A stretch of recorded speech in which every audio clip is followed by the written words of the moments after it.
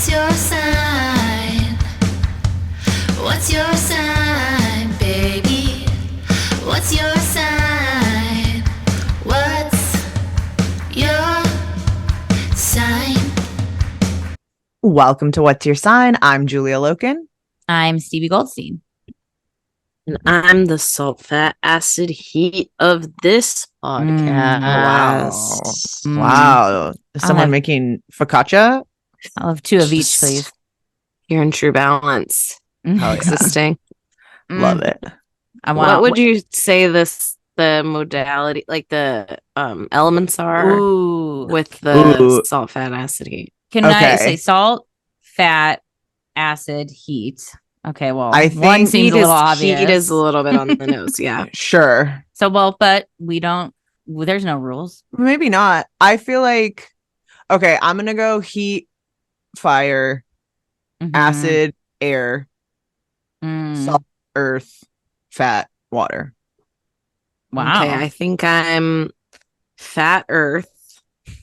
Hell yeah. Sorry, me. Hell yeah, no. Hell yeah, salt, air, because they're salty. And then acid as water and heat as fire. I have one. Were you guys the same? Because I think I have one switch. Or ours did you have were different. No, ours were definitely different. Wait, can you say yours again? I'm sorry. Who?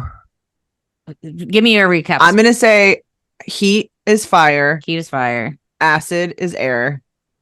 Salt is earth. Gotcha. Salt is the earth. Fat is water. Fat drops. Yeah. And then Lisa said, yes. Earth is fat. Earth is fat. Air is salt. Water is acid. Heat is fire. Interesting. Okay. I'm going to go heat is fire. Sorry. The floor is lava. Fat earth as well. I'm going salt water. And I'm going acid air. Okay. Acid I don't know why acid feels light, even though I don't know where. I'm thinking also not as much foodie. Like my brain is zooming out a little bit on. I didn't think of it as in a food sense in a way. Like I'm almost like going small, like, or maybe bigger. No, I could also be persuaded to switch salt and fat as well. But I think to me, and I know less about the actual food composition of it, but to me, I am thinking more elementally of fat adding that like moisture and like, I don't know, thinking of like mixing things or whatever, as opposed to salt. I feel like is that like the real, like, salt taste. is earth. Like I like the salt is earth because I think that's very accurate. Where it's like it is the thing that like really compositionally brings things together. But well, now you have me thinking that fire is acid and earth is heat, because it's like earth is the like container or whatever that we live within. Heat is like a spectrum, right? Like you can go over too much. Well, it's like within the container. And then I think acid is something that like creates like brightness in a meal, or it adds a little just something. Like I think that's very fiery. I don't know. Yeah.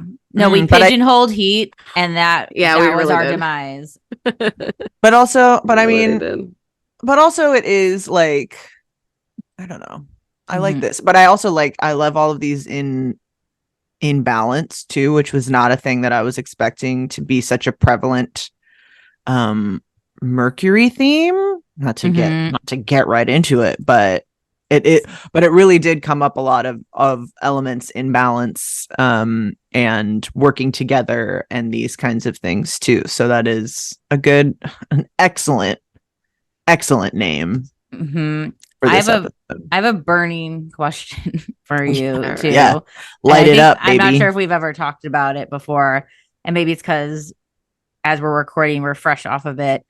Burning Man. Oh yeah. Thoughts, comments, concerns. Let's questions, talk about it. Feelings. Have you ever been? Do you get down with burners? I should maybe look. do whatever you want to anyone listening. But I'm curious your Burning Man thoughts. I probably have the most problematic viewpoint on this, so I guess I'll go first. I feel like Burning Man is rich people cosplaying poor. I think it's them being like, "There's no money," like, and I don't think it originally started that way or it was intended to be that way. Right. But if you've seen this full season 2, there's like a David Arquette storyline where he's like, "I created fentanyl." That is who I think Burning Man people are, where they're like 100 pretending to be poor or whatever. I think that the whole thing, I'm sure it's very horrible to be stuck in the mud or whatever happened, but also I think there were weather alerts and I think that like they still went or something like that. So which also it seems like a lot of the news blew it like our SoCal hurricane. I don't think it was as dramatic as what was according to the burners, but but they're a different type of person as well. The only people I've met that I would consider like burners that go all the time are friends of a wealthy artist that I know who like, I forget what he said to me, but it was something like he was talking to me about how he lived off of the land for a year or something just because like to try it or whatever, just because he has unlimited money and can do whatever he wants. And it was like something about like, have you ever like, been in the dark and you hear an animal and like you realize like I'm the animal to fear or whatever. Cool. Like, becoming your violence and like that's what I think of when people say your burning. violence. Yeah, that's what I think of when people say Burning Man. Okay. So. Yeah, again, a problematic. No, again, I don't think it started. So thank you for saying. I don't think it started for those reasons. I'm sure there are a bunch of people who have had beautiful experiences. I'm not talking to you. I'm talking to Chris Rock and Diplo. Yeah, yeah. I do think, of course, it has become a thing. I remember watching a documentary on it and I remember like learning about it when I was in like high school.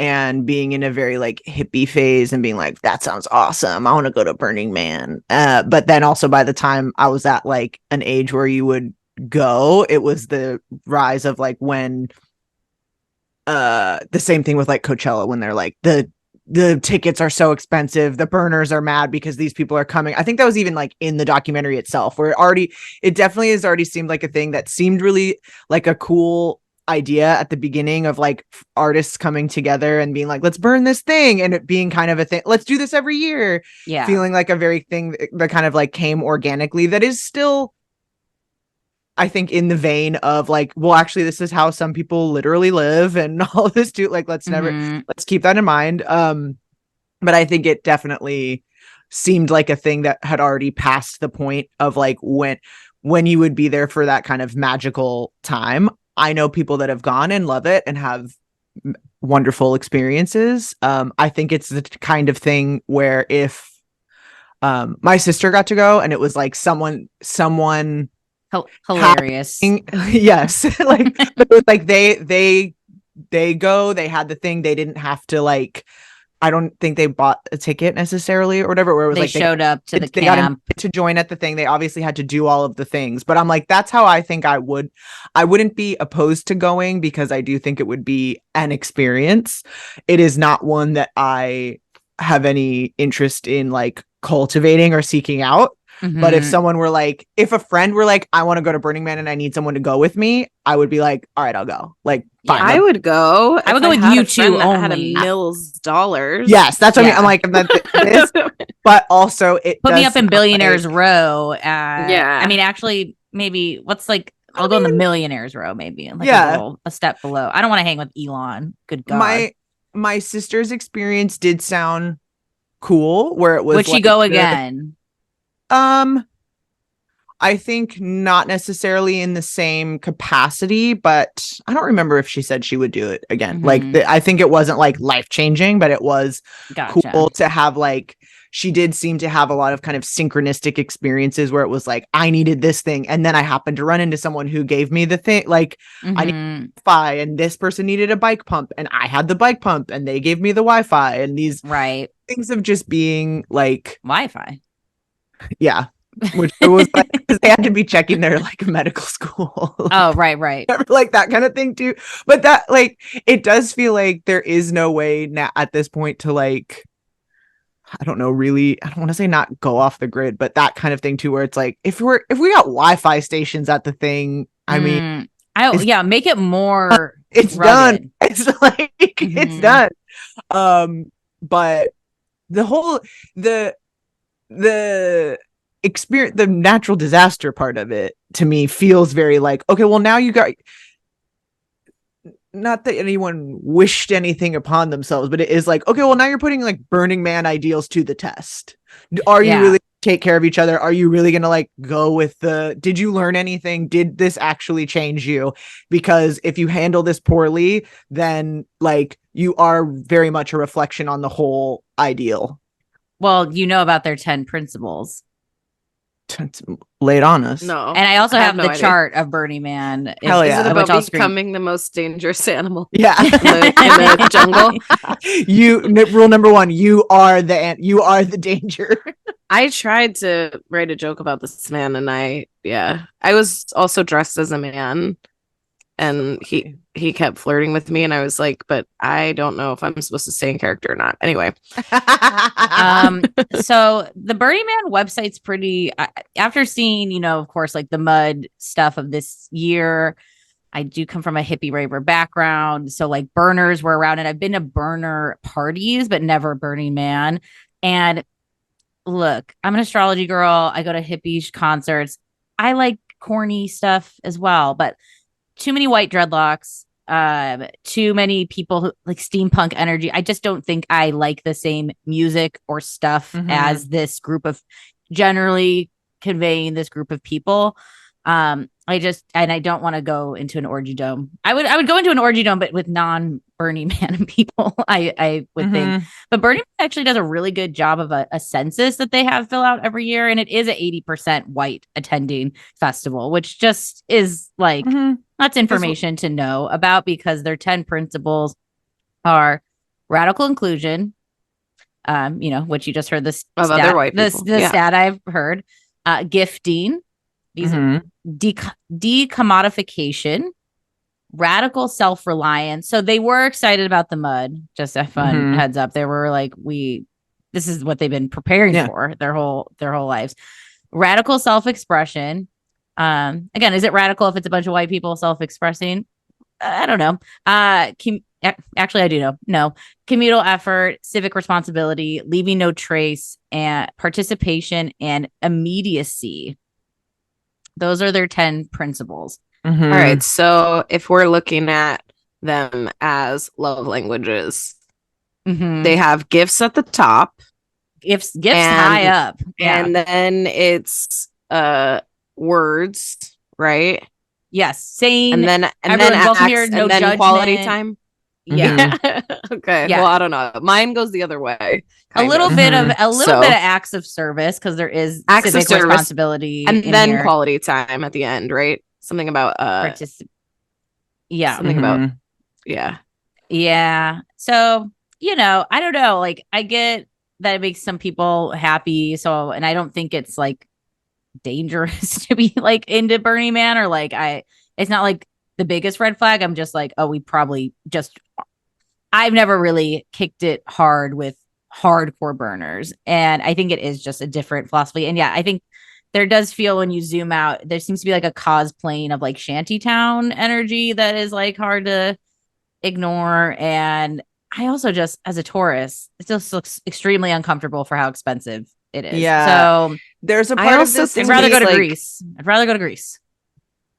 If you have that level of wealth, what is the benefit of like doing having no like you're saying like, we're the absence of capitalism or the absence of money or whatever, but it's like, that's easy to say when you have it all.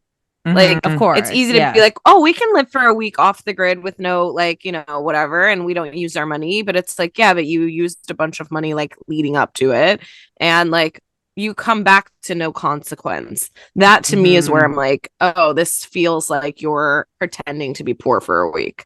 Well, and there's something to me about it's like the desert part of it too, where it's like the punishing element. I'm like, if this were in the forest, it feels self-flagellating in a way that's like you said, that's like not helpful, as opposed to going to a place and having to like work with the land and having things there. This is still like a barren space where it's like it go camping.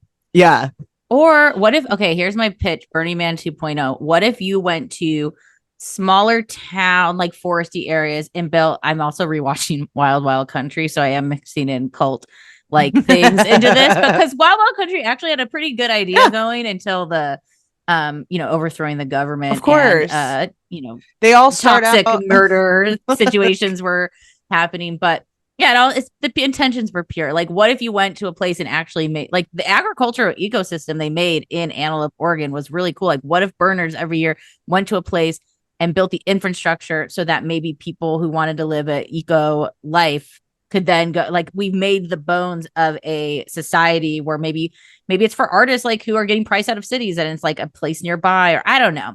I have thoughts. We actually do something that I mean, it still is, don't have this luxury that you're having. It still is a way to be like justifying going and doing drugs in the desert. I don't mean to minimize it into just that, because I think it's that, but also if that is, doesn't mean that you can't also do that. But like, it should be leaving no trace. That to me is terrible, but that to me is the absolute opposite of what this is supposed to do. It's supposed to leave, like, if what you're doing is so powerful, leave no imprint of what you just did. Like, oh, it's gone. I guess impermanence. I guess we're learning that kind of thing too. But then it's like, what? Well, their carbon footprint's huge for that, for what, like, how many people they're bringing.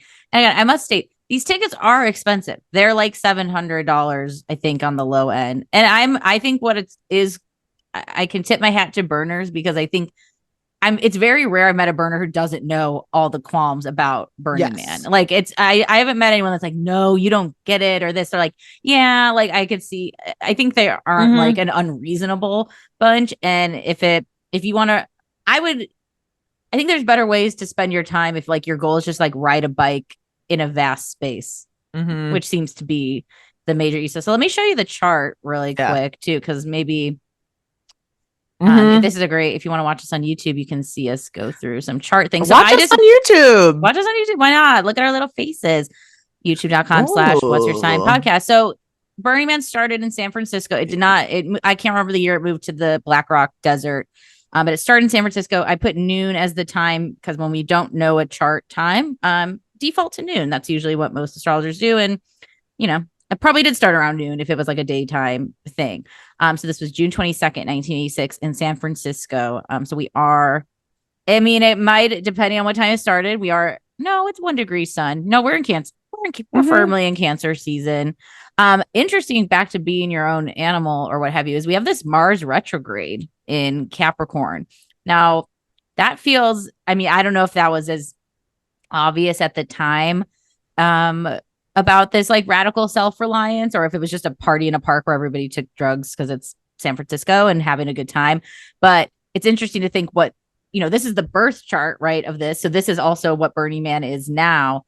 And to think of Capricorn Mars retrograde feels very much this radical self-reliance, but like intentional. It's not like, oh, I was thrust into the situation. It's like, I know I'm about to, like, everyone knows the conditions they're entering, right? Self-reliance. It's not like Naked and Afraid. Shout out to our guide, but like, it's not like Naked and Afraid where you don't even know where you're going and you don't know where you're up against. Like, it's not that leaning survival. It's a very Capricorn controlled survival.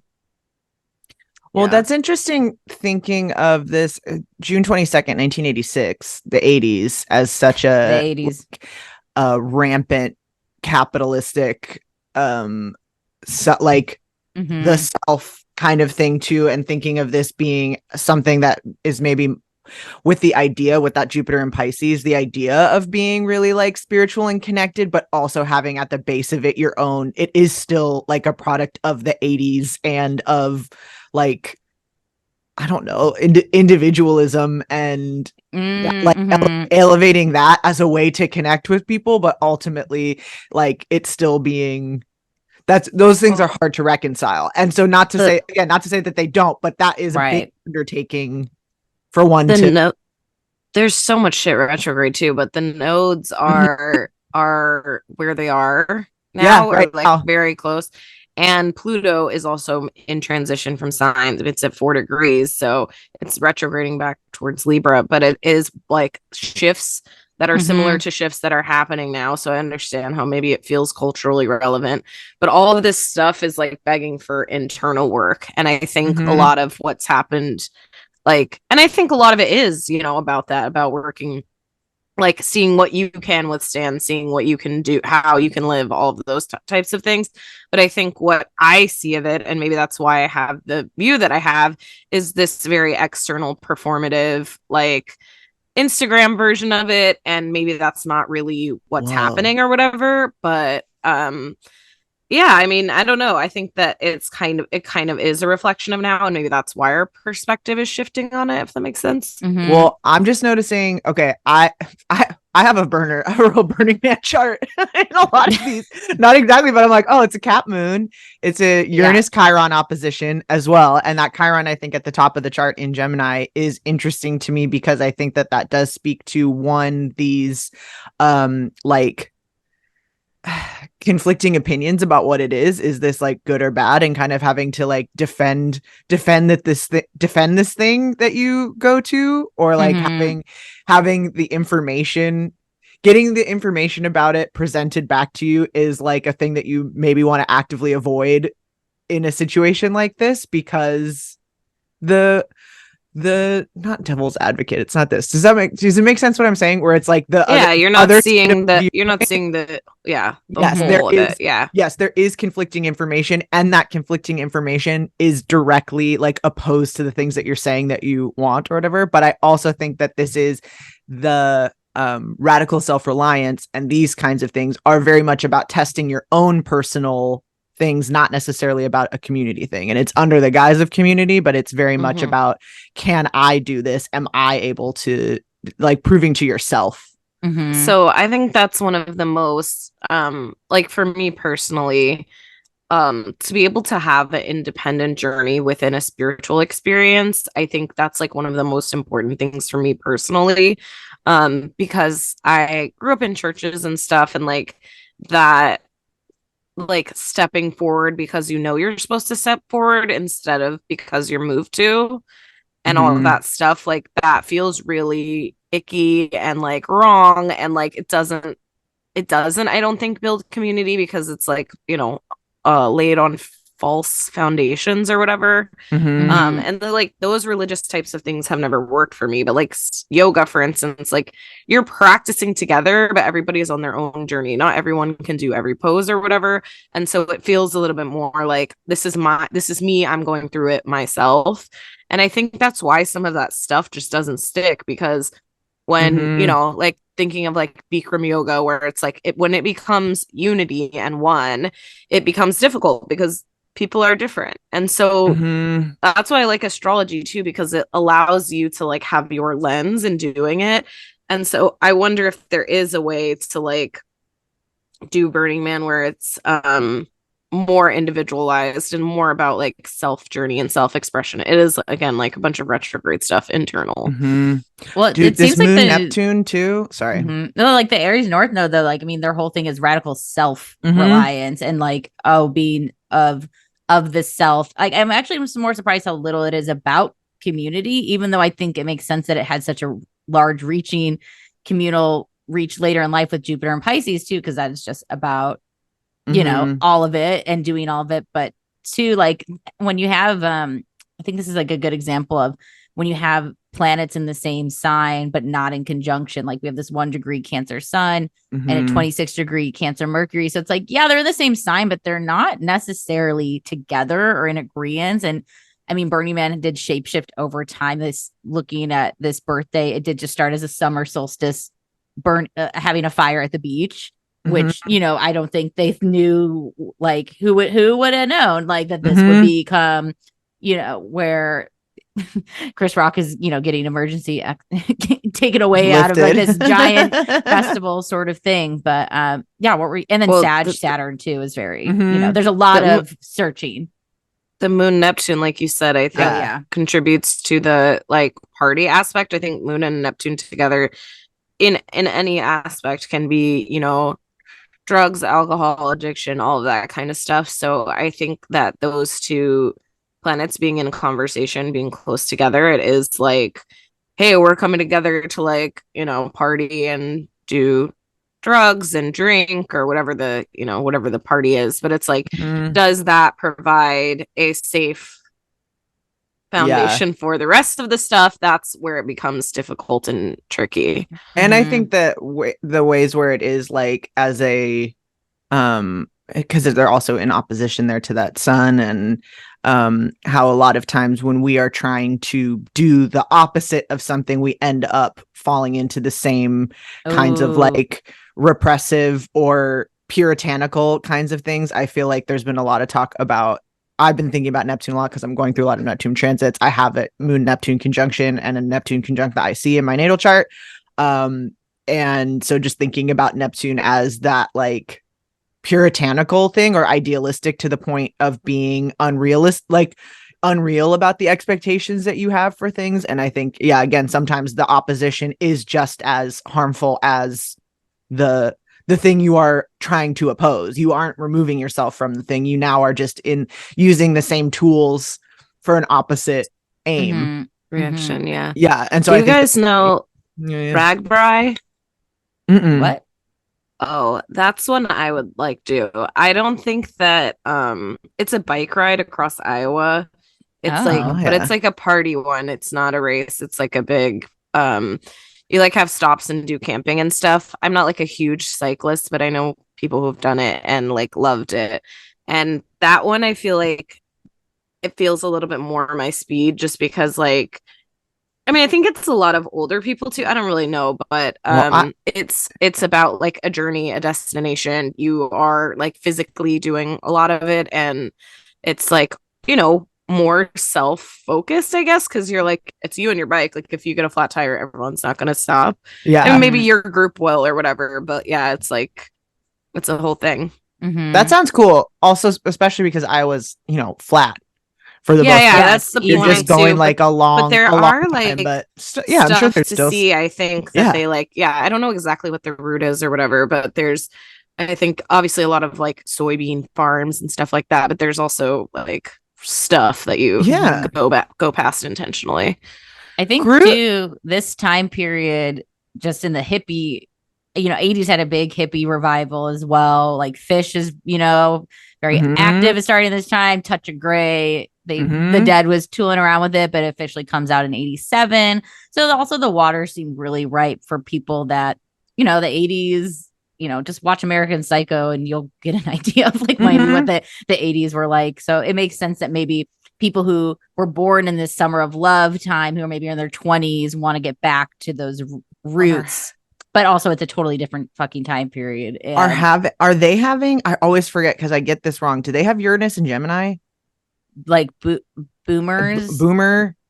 Let's so I can do this. Like, are they having like Uranus? This is like I'll do my mom's birthday. Is she what age is a boomer actually? Well, put your mom in. Let's see. She counts for me. I was like, well, then we can go from there. Okay, no, they're Virgo. Uranus and Virgo. But 1 degree. So I mean, a little bit younger, or like 50s would be Leo. Yeah. Okay. So Uranus trine. I'm like, what do they have in Gemini? They have something in Gemini where they would be opposing Uranus. Maybe Jupiter eventually. I mean, we had Saturn. No, that's not Gem. I need to get my generational outer planets in order. Make these, so I can make these jumps because I know that they're right in there somewhere. But thinking of that, like, I think there's just a miss on individuating yourself versus still being aware of the culture that you like that created that individualism to begin with. And there's such that like boomer romanticism with the 60s and you know, oh, we were really doing something, but then all of those people became yuppies like and hedge funders. Yeah, exactly, because you cannot escape the cultural influence, all of those sorts of things too. That's like you're still functioning within that, and I think that that's something that we have yet to kind of contend with. Did you see this meme that it's probably like 30 years old and I just found it, but it's like a picture of the Simpsons house, and it's like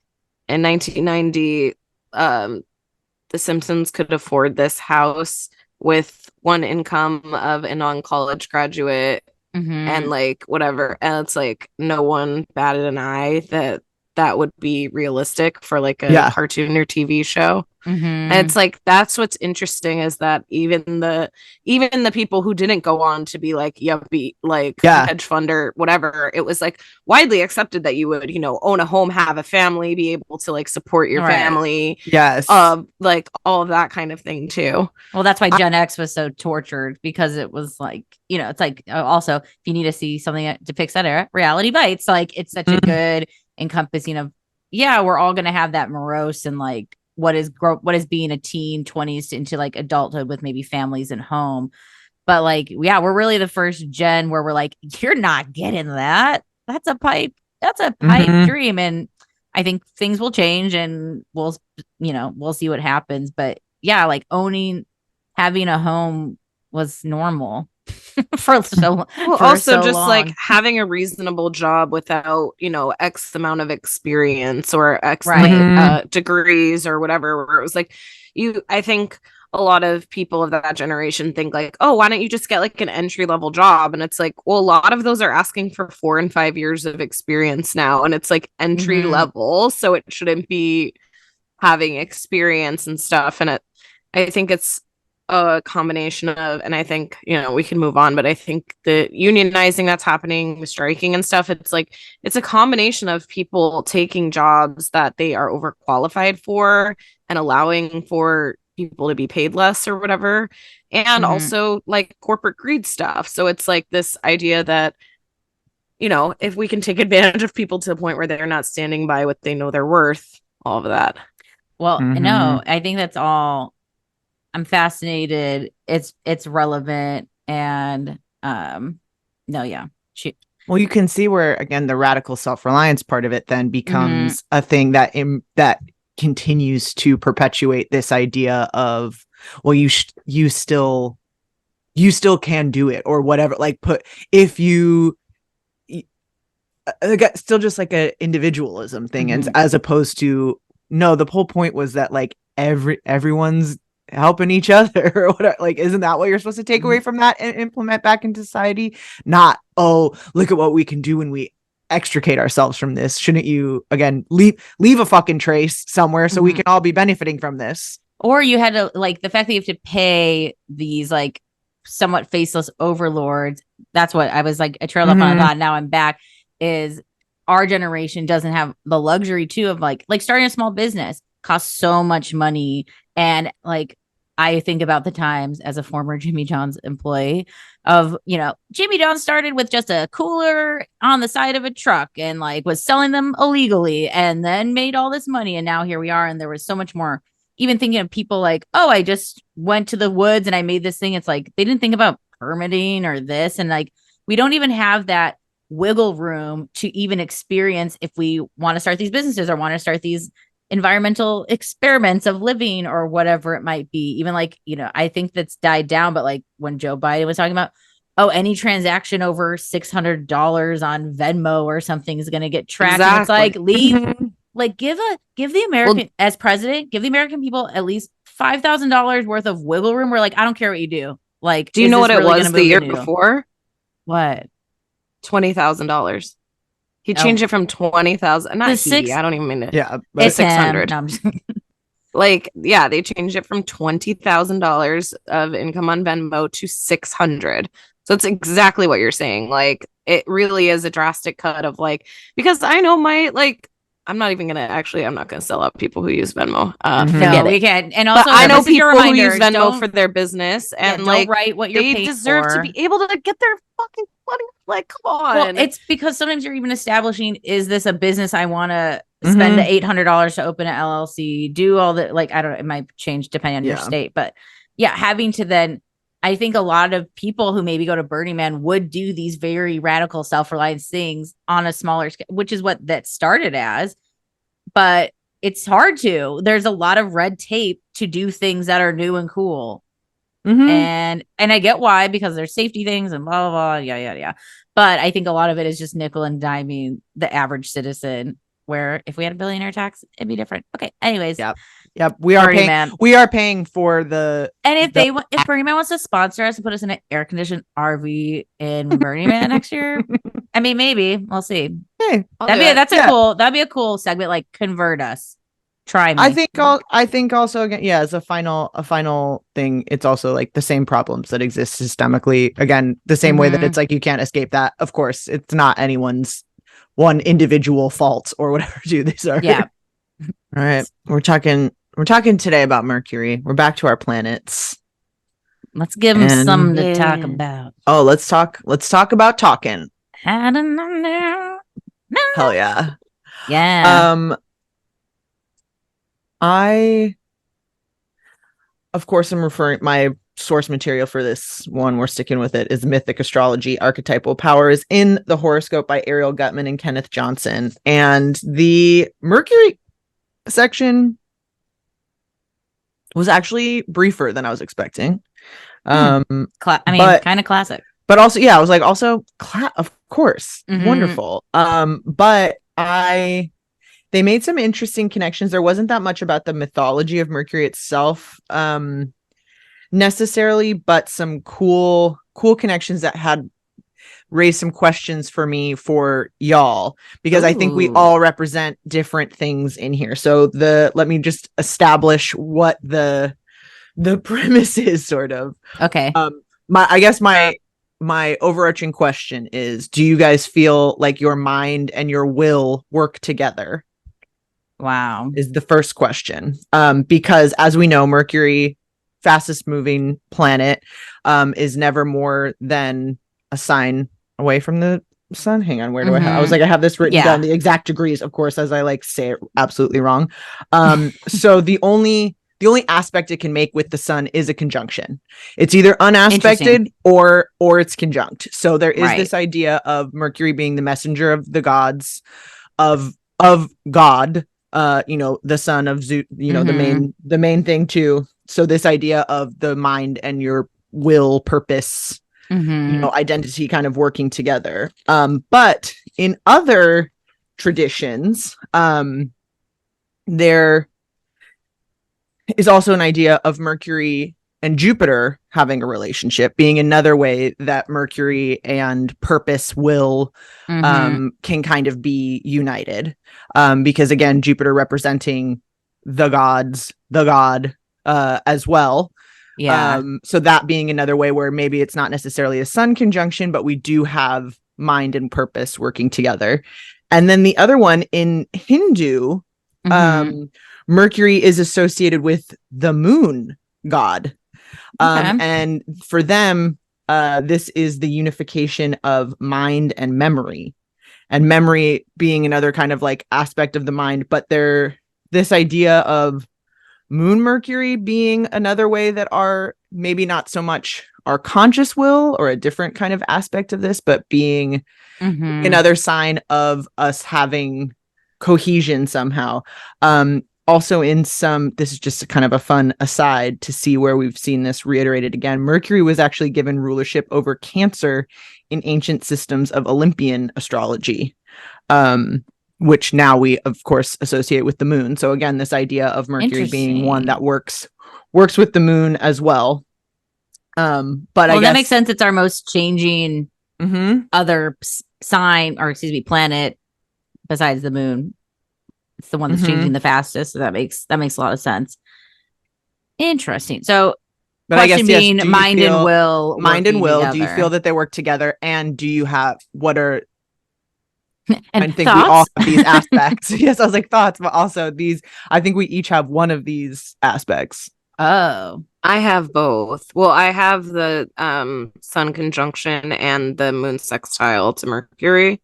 Mm-hmm. And Oh, wow. I find that I am like unconscionably, I do think the two things are tied together. I actually am not sure I know the difference, which I think speaks more to the conjunction than the sextile.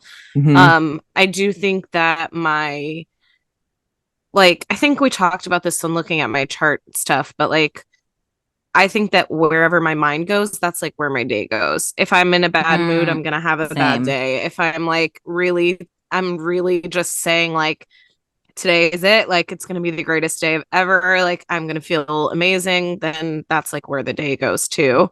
Mm-hmm. And obviously that like circumstances and stuff can change that, but I think I'm really, really tied to like my thoughts and I don't know if that makes sense. Mhm. Yeah.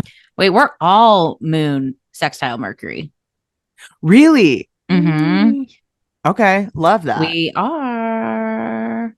So that's cute. Love. Support, Are you Mercury love. Jupiter? And I'm Mercury conjunct Yeah. Jupiter. So Okay. when you like your first just out the gate question is, does your mind control your will? I'm like, yes. But my will made me go to Mars, like really the assertion or just going after what you want. But it makes sense with Jupiter too, because I mean, and this is where we've talked it to death of like manifesting or mindset, powerful mindsets or like your mood, projecting your attitude. I do believe that like when I speak things out loud, they come true. I think there is some, if you believe that you can actually have some power in your thoughts and words, I do think, I don't know, it shit seems to work, and I don't know how, and I don't think it's a solve for like, like, so then get me out of poverty. And it's like, like there's always more to it and nuance and whatnot. But now I'm just thinking about like my back to memory coming to this moon sextile Mercury with mine and Aries and Gemini. Like I do have I can remember like the Airbnb code to the place, like seen it once, like I got it, like fuck, my phone said, I don't worry, I know it's like 43223. Like it's in the brain long term. Like, have you been to the spa before? Like, yeah, I've been with you. And I'm like, oh, sorry. Like, I just don't remember anything that's like longer than 6 months ago. So, but if it's an immediate memory quiz, I'm pretty sharp.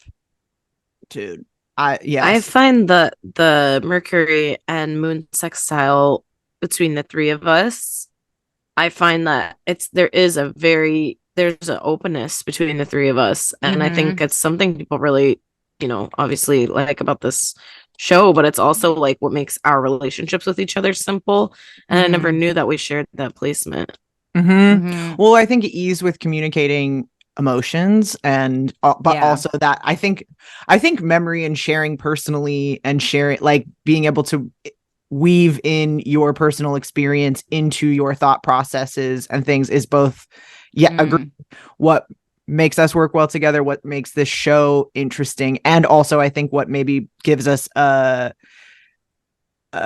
tendency towards astrology too, since it is so like your personal history and tying these things together and being able to relate your like tell tales of the moon. Yes, well, your thought synthesis with how you were feeling at that time, or how you were like, oh, do you remember? Can you bring yourself to that thing and put yourself in that place? And then how can you tell a story about what that was like for someone else, or put yourself in that space? That's very cool.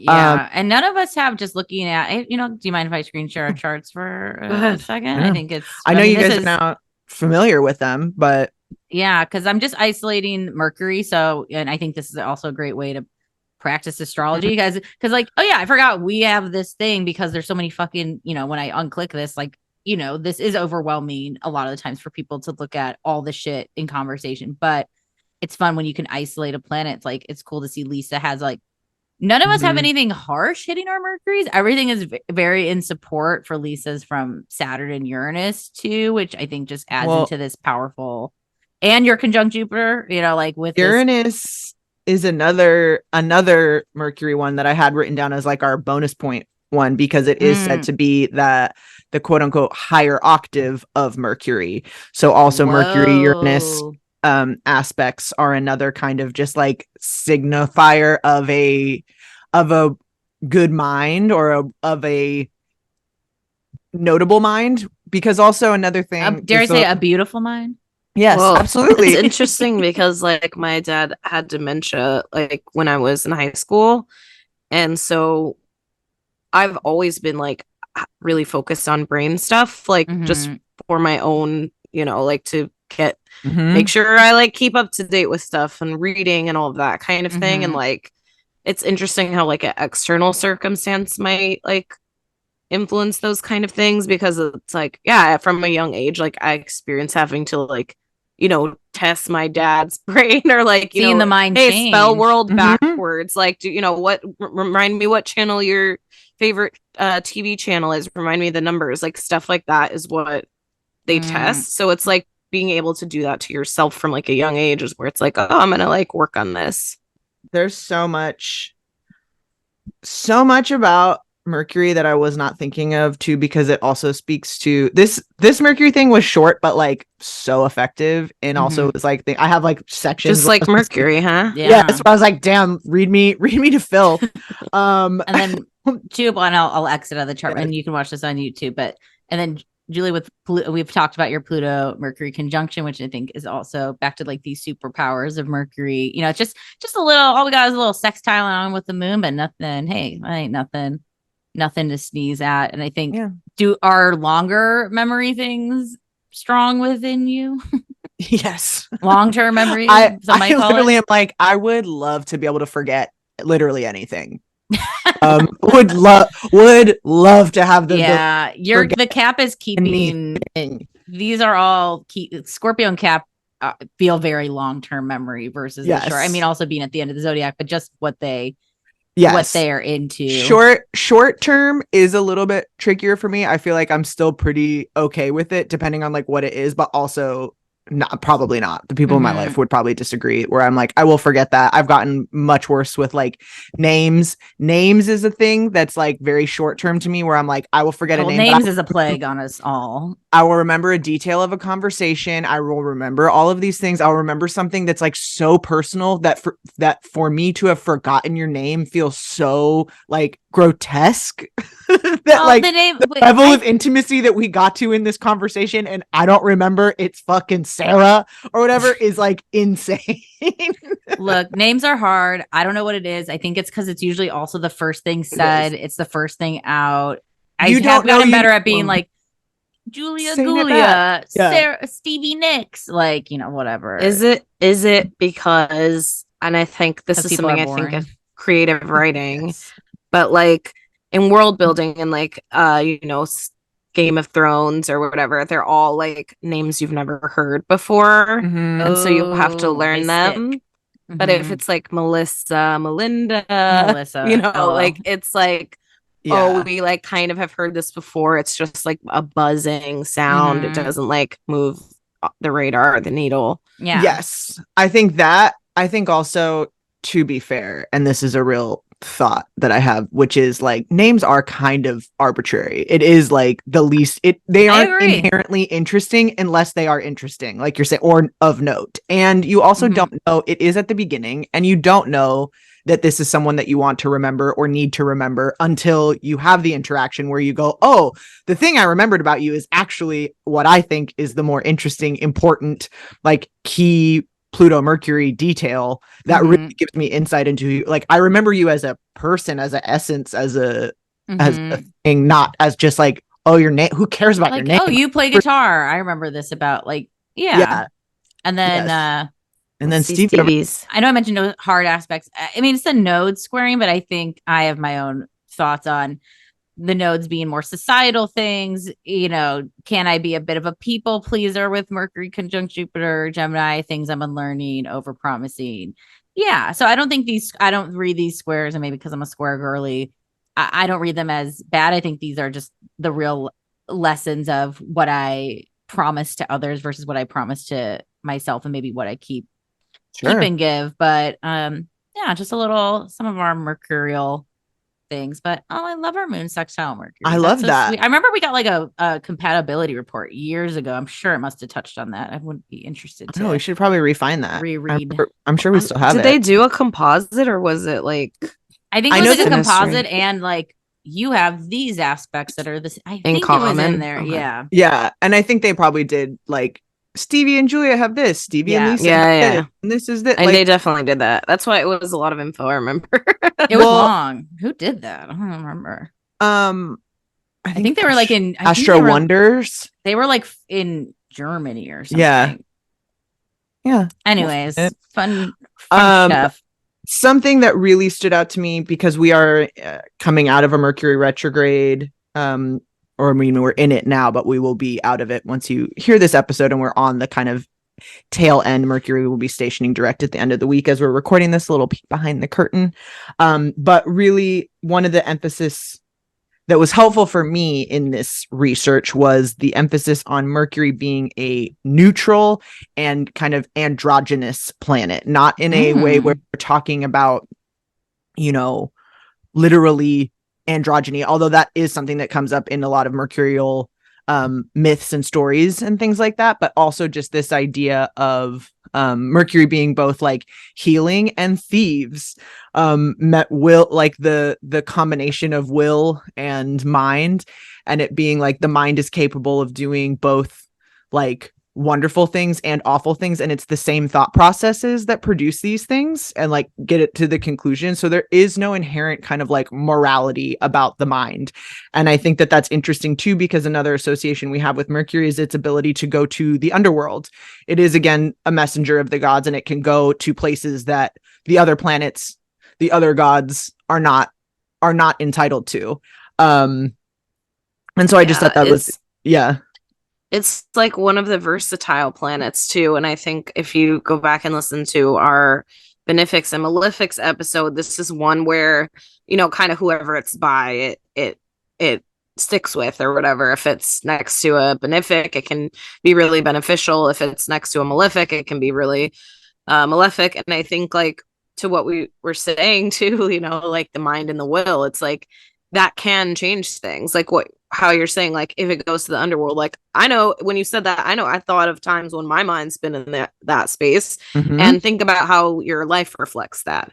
And then versus when you're high-minded, practicing gratitude, like hitting all of the mental things, think about what your life looks like then. And it's like same room, different color. You know what I mean? Like it's just I think it really does color things. Where was I on with that? Oh yeah, I think it also is just like an interesting thing thinking about kind of some of our misunderstood signs, which are Mercury ruled, which are Gemini and Virgo, I think too, and this idea that both of them in different ways, Gemini being the two-faced associations, and then Virgo, I think, for being critical in that sense. And it is like this idea that bad thoughts are in and of themselves like bad or harmful, or that those are to be avoided. And I think that that's a thing that's like makes Mercury kind of mercurial and hard to grasp, but also is like, no, it's just thoughts themselves without those other driving forces, without the like implementation or something, are on their own just like they're just thoughts. Any thoughts on that as a concept too? Yeah. Thoughts are just thoughts. Yeah. Well, it's like this, it made me think too of like the literal phrase, don't shoot the messenger. Yes. And things of these being kind of neutral. It's like, this is just information, and there isn't any is there danger in information? Actually, I think sometimes yes, but a lot of times it is just no. It's like, this is just, it exists. It's a road that is carved out. Doesn't mean we have to take it, and it also doesn't mean we have to be like, don't ever think about that fucking road. Don't ever think about that road. Don't even acknowledge that there's roads. Yeah. I think Mercury, and now that I'm like thinking more about it, I guess this applies to pretty much all the planets, but maybe because we're zooming in on Mercury, it's like we can really see two things so differently. And maybe we're not like worlds apart different. I think also it's worth reminding that Virgo on top of Mercury also is said to be partially ruled by Chiron too. So I think also how their Mercury has different motivations as well. And I also seen the aspects to Mercury giving us those different motivations. And I think what I like about Mercury, and maybe this is talking about the simpleness of like what was the book again for? It's called Mythic Astrology. Mythic Archetypal Astrology. Powers in the Horoscope. Cool. So, yeah, I think that there's something like Mercury is very like, we know what it rules, right? Travel, technology, speaking, how we're thinking, how we're communicating. I mean, I think it definitely can get more nuanced as well. But when we do get into like Venus, which we'll talk about later, and Mars, like it's like what I need and want, which is like, well, what the fuck, like about what, you know, and getting into those where I think Mercury it is whatever it's touching is influencing. And then I like that it has that neutrality because yeah, we have to get things from A to B, whether it's how we're feeling, literal transport, or, you know, whatever it is that Mercury is afoot. And of course, we've had an episode long ago about Mercury and about Mercury retrograde, because we'll hear about retrogrades a lot with Mercury because it's the planet that retrogrades the most. So I think that's been healing to know that it's like it's not a big deal, but like it's fine. Like there's bigger retrogrades that are gonna pack usually more of a punch, and it's just it makes sense that you should check if your software is up to date, if things are if you're being clear in the mission or goal or how you're communicating. So yeah, I think it makes sense that Mercury would have the most assessment because it's a sign that's always assessing. Well, it makes me think of what Lisa brought up at the beginning with the name of the elements imbalance. One of the things that comes up a lot with Mercury is its association with healing process, which also makes me think of Chiron too. But it is about the integration. And when we aren't integrating all of this information as one, when we are trying to separate them out and say, this is one thing, or like we're going to completely disconnect our mind from a process in any way, then it doesn't work. But when we unify all of those things, when we bring them together and hold them as like a functioning system, then that's when healing happens. That's when ideas spread and commerce takes place. It's not just individual things that aren't connected to each other. It is these things where we get all these mercurial associations. But the Chiron one too made me think of that, of like the Mercury being like a process, the mind and how our mind is connected to our body, and that like literal idea of being like your attitude, whether we're talking about how your attitude affects the outcomes of your life or how your attitude literally affects your own sense of well-being and caring for yourself. And these, if you aren't just a head walking around, you all are attached to a body, and you know. Oh, and for some people, I think I'm thinking back of a friend who used to, if she's listening to this, hey, I remember like she had like with an ex, I remember I would hear her often saying to him, use your words. Like, okay, like now use your words. And I think it's that, which, like sometimes we literally have to verbalize what it is that we're feeling, wanting, etc. But also I think it's a good reminder too, like some Mercuries, and we can, when we go through the Mercury signs, some people, Mercury expression doesn't always have to be verbal as well. I think a lot of people are going to communicate maybe better through like love languages, which was talked about earlier as well, like through their actions, or, you know, through artistry, or, you know, singing, or like maybe writing is an easier way. You know, for people, like I was talking about words of affirmation in my relationship, and I was like, if it's not your go-to, like write me more letters, like send me more texts. Like this still is verbalizing, even though you're not speaking it out loud too. So I think if you're someone that's maybe like struggle with Mercury related stuff, maybe try it, like break away from like, we go straight to talking, I think, with Mercury, and it can be also a different realm of communicating. It goes both ways too, like with every you know, with every output you're processing and every conversation you're listening. So like it's not just about the words that come out. Like I think that's what people think Mercury is, but it's the process. So it is also listening to others, hearing what they say. And like it makes me think of that, especially because you mentioned transportation, like that old Brian Regan joke where he's like, saw two log trucks passing each other on the highway. Like you have logs, you need logs, like, you know, but it's like for some reason it happens, you know, like things are going in both directions. And so like yeah, of course, like, you know, they both had logs, but like it however it worked out, like it needed to go that way. And I think it is like seeing it from both sides or whatever. Not always the easy, you know, I have trouble with that in my house too, where I'm like, we don't need to see all sides, just make a choice. Like, it doesn't have to be the right choice. Any choice will do. Oh my God. Like how the things how did this get made? This is like, feels very Mercury TV recommendation. I love throwing that on. I was watching one. It wasn't how this get made, but it was like a different YouTube of like, this pizza place in Chicago, Pequod's, which is like bomb ass, delicious, such delicious, good pizza. Well known. They make, you got to watch the video about how they, like a day there, they make on the low end 700 deep dish pizzas a day. On the high end, 1,000 deep dish pizzas a day. The amount of, like, it was so cool to see, like, the owner or manager guy was like, okay, this is how I do it. And he opened like 7 big things a tomato can, and he's like, and now put the cup or 2 of basil and put the pepper and cheese. And the guy was like, why do you do it in the cans? He's like, because I can visually see that it has been done to scale when I look down at each can, and not like, oh, I'm gonna put all the tomato in this mixer and then add all the basil. It's like, I know that it's all scaled size. And I was like, oh, this is such an interesting Mercury process. Which actually, I was like, actually, that's brilliant. Like, it seems like, why not just dump it in all one thing? And it's like, you will, but now I know that I can quick look and see it was done right.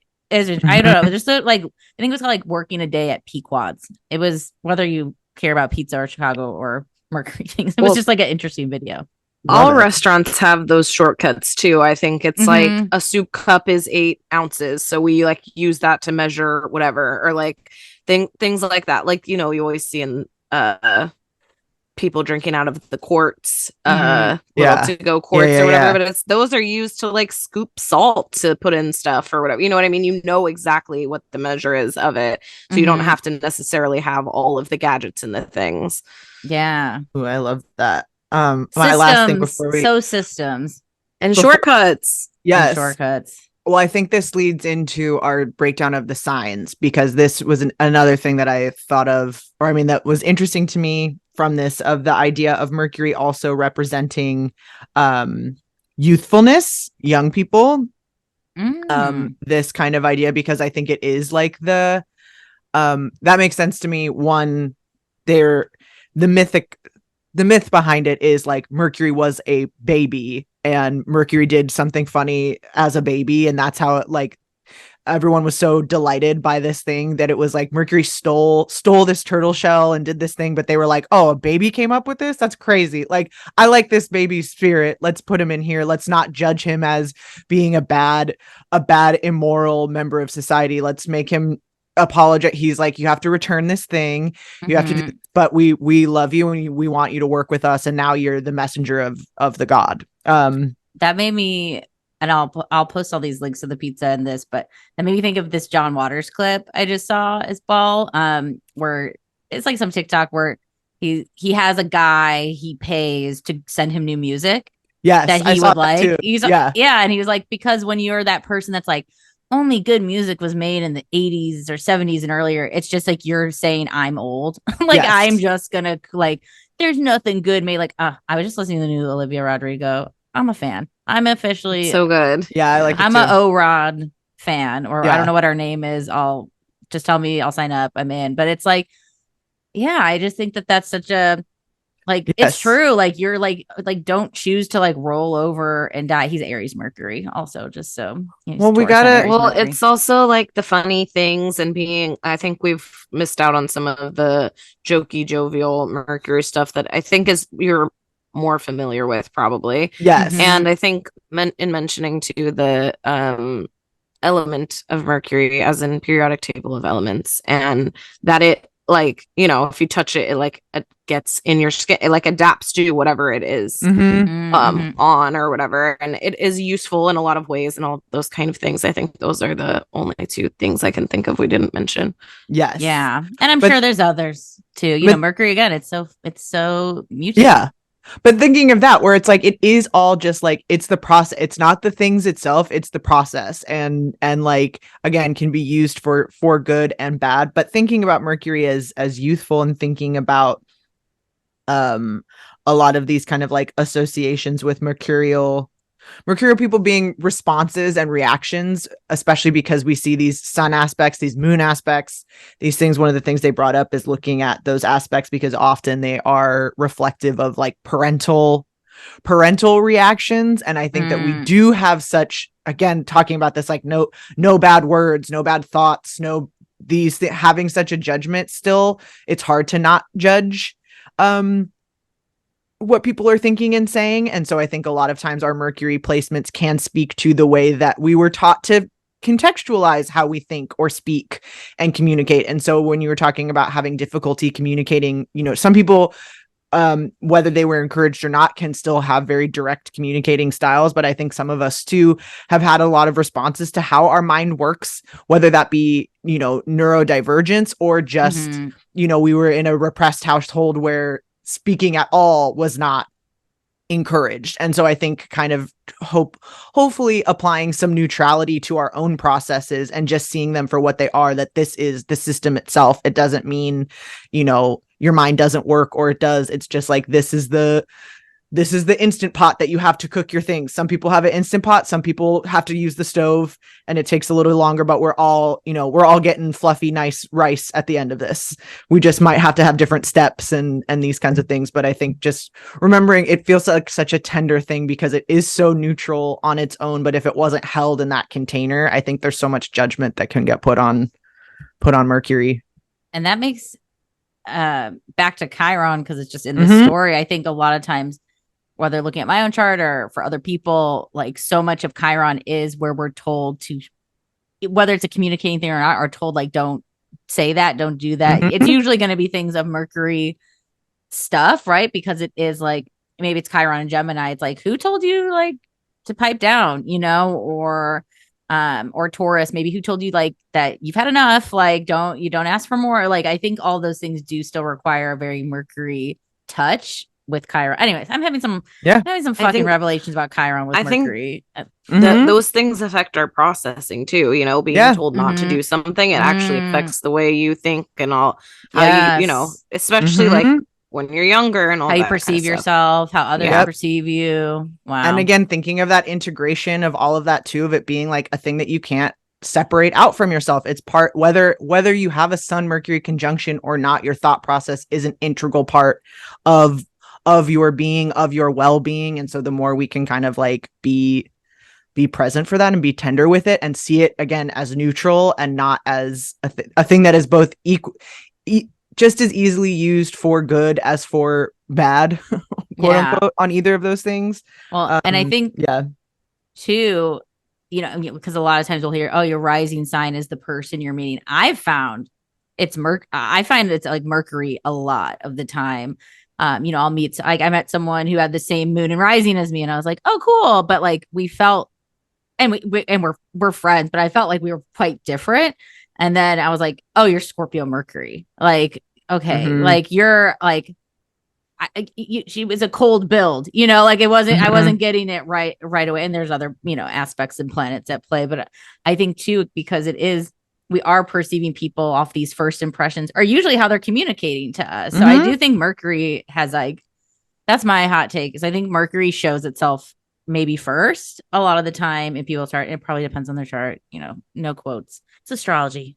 I'm musing, but another thing quickly is whether or not you have this. I think it's just again like a fun reminder, whether or not you have a Sun Mercury conjunction to begin with. At some point, your Sun will progress and you will have a Sun Mercury conjunction. So nice. I think at some point we all do find a way to like make our words and will come together. And for some people that might be earlier. Again, thinking of that as a progression. If you are, even if it's not exactly conjunct, if your Sun is closer there, you could have a Mercury Sun progress conjunction at age 10, at age 13. Some people, it might not happen until potentially 30, 35, whatever, because of the distance there. But like, I like that as a reminder where it's like, at some point you will find a time when your voice matches your will. And, so just remember that that's possible for all of us. Whoa. Love that. Cool. Should we run through Yeah. the signs? I made this little thing, which is easy for us to add on to. It was just, I named this section, what comes to mind? And I just went through each Mercury placement of just like, what came to mind from maybe people I've met before, just thinking of the symbology of, to start, Aries, Mercury. So, and I know, Lisa, you had some affirmations too. Should we pair, are they sign by sign? Should we pair them No, mine are just for Mercury. So Mercury. just to, Okay. just to enact Maybe we'll end with let's that close. then. spirit of Mercury. Love it. Yes. So Aries Mercury to me at first was very naturally thinking more off the cuff. But speaking their truth, and I want to emphasize the there with Aries Mercury, because I was thinking, and maybe I'm skipping ahead a bit to Taurus Mercury. I think Taurus is also very much about speaking the truth, but I think it can, I'm kind of chatting with these two together. I'm Gemini Mercury, of course, but I think Taurus can go more into like even their hard truths about themselves, where Aries is just like, it can be very like first response, which is great. And I think their immediacy is like such a gift. And I think too, if you're Aries Mercury and you're like, what the fuck, that is not me. I think this is a encouragement to maybe be that sign that does go first, or, you know, maybe not like reserve yourself to the back, because there is something about being that first speaker that might help like harness a lot of power for someone with Aries Mercury placement. Mm-hmm. I find the distinction to be that I think Aries Mercury is direct, Taurus Mercury is blunt, light them up. Mm-hmm. Yeah. Mm-hmm. Yeah. Aries Mercury. No, well, of course. It could even be an outfit or a, you know, things. I know. I'm like, no, I feel like it's also like just as quick to start and finish. That's a good, yeah. Where Taurus, I don't think when as much with that.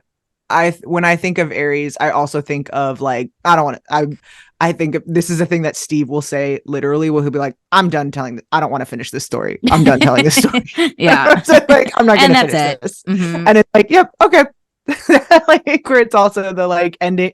It's giving that like, I think Aries is very durational minded, but a faster durational. Mm-hmm. It's quick. And so I think that's also like, that might mean that it's immediate. It might mean that it's like, it's absolutely what's happening right now. Cause it just makes, whenever I'm thinking of what's the sign, I'm thinking of like, what kind of thermometer is that? What kind of temperature are you taking sort of thing? And it's like Aries to me is like right away, like what, just literally it's like, it's hot. And it's like, not more than that necessarily. Yeah. And of course too, I mentioned it earlier, if you're natally retrograde, it might be, you know, these signs, but with a twist, or of course, it depends if you have like, I would think maybe Saturn squaring Mercury, there might be like that fear to misspeak.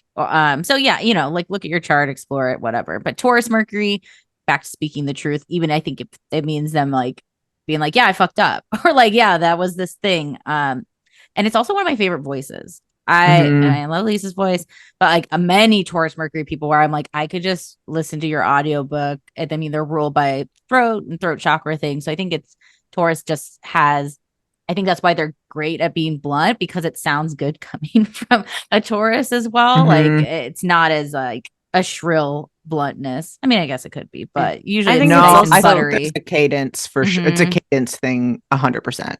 They're also like editors too. I definitely thought the thing that I cut out of my story where Steve is saying like, I'm done telling that story. I'm just like gradually going, oh, you're telling too much about yourself. Make it shorter. Don't say less, like that kind of thing. This makes me want to do, I just wrote this down, the Cadence Project. I would love to hear different Mercuries reading just the same sentence line, or tell me about your first kid, like, and just seeing like, well, I think of like, shout out previous guests, like Deborah Silverman's like going through the signs YouTube videos too. Just like actually being able to hear the Mercury is quite interesting. Gemini Mercury, we can have lots of tabs open in the mind. You know, it's connecting a lot of dots. And my first person experience is what I have happen often, if other Gemini Mercuries have this, is like I'll see like oranges. We've been talking about oranges in the morning. In the afternoon, I see an orange, and I pick back up on the conversation about oranges from 6 hours ago. And people go, "What are you talking about?" It's like, the oranges that we were just speaking about, and it's like, no, there was a huge time gap, but okay, we're back into it. So I think they're just keeping a lot of info at all at once. And I've heard Gemini Mercury too can have a very twin-like up and down cadence, you know it when you hear it. Gemini Mercury to me is very like real-time DVD commentary. Like, dude, bring back DVD commentary. Love, so good. Love, but it is, you're right. It's like answering the question and giving the background, and oh my god, and then proposing a new question. Yeah, and going like, oh, that's not LOL, like reading the billboard out loud, and then then we're singing along to the song, and then we're also saying like, oh, oranges. That's funny you said reading along, because like my mom and my stepdad are air Mercuries, and they like read every building sign like while we're driving by, like it's kids in the car, and I'm just like, okay guys, like we get it, diner, gas station, and it's like, Jesus fucking Christ.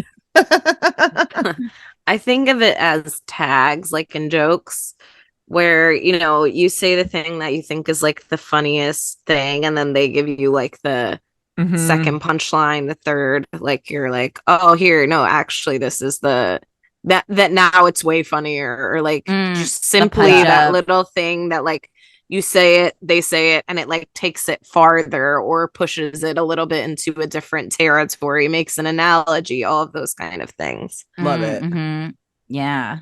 Cancer Mercury can be, I think I also really like Cancer Mercury voices. It makes sense with Moon and Venus Mercury based people, but can be a voice of reason and safety. But also I think Cancer Mercuries that I've known have been really great community space parties, making sure I feel like I have good parties with Cancer Mercury people, because it's like, I'm not just showing up at a party and hearing all about your job I don't care about. It's like, oh, like let's talk about, like, have you seen this new release? Like, I think there's an interest in the arts, and that also just makes it a fun space to even communicate with other people.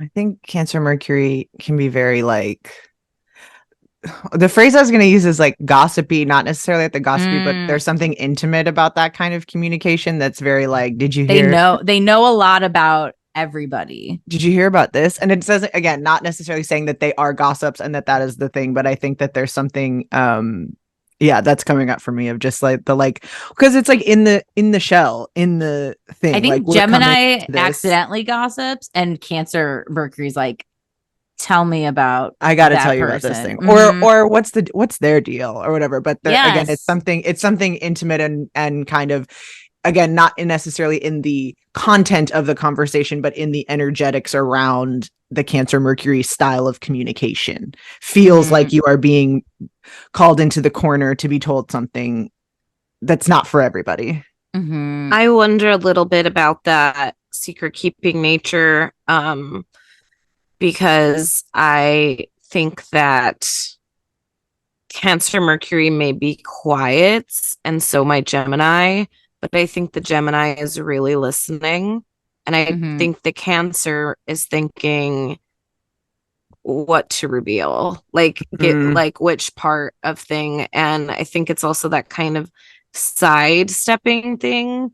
Like even in the case of gossip or, sharing information, it's potentially not giving all of it or withholding parts of it. Yeah. So it is like, and I think that can be very tactful too. I don't want to say it's like, withholding or negative. I think that could be very like, I only share this with this person because I know that they don't talk about this, or this, I only share this with this person because like it's my mom and we're close or whatever. But there's like always reasoning there. Yeah, I think Cancers naturally have people want to talk to them a lot. Like there's like this that safeness in the secrecy or empathy, or that watery, like boundaryless connection that can happen. Even though I think they're like, go on, tell me more about how much you hate that person or this thing. And they're like all waters, they're collecting the info. Even though you thought it was a two-way street, it might have not have been.